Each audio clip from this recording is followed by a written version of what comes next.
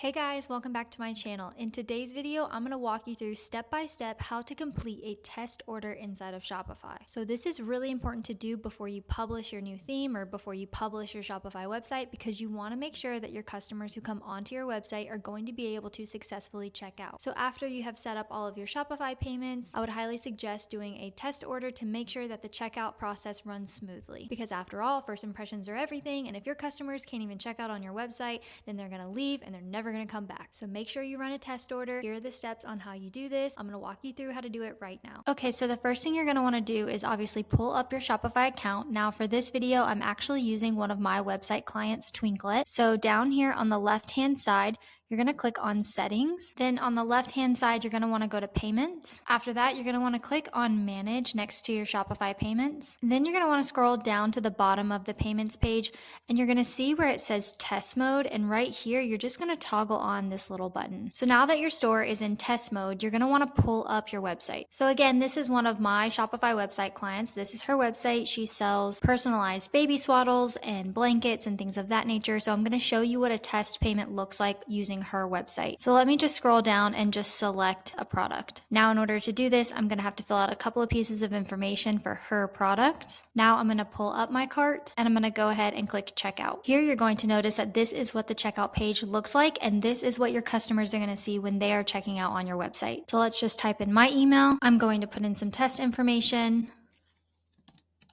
And you can go ahead and use your own address for the shipping, but you're going to want to use a test credit card. So I'll leave in the description down below the credit card that I always use to run test payments on. It's just a fake number, but we're just going to go ahead and do the credit card information now. So the card number is basically just a bunch of 4 2s. The expiration date just has to be any date in the future. So let's just do 12/26.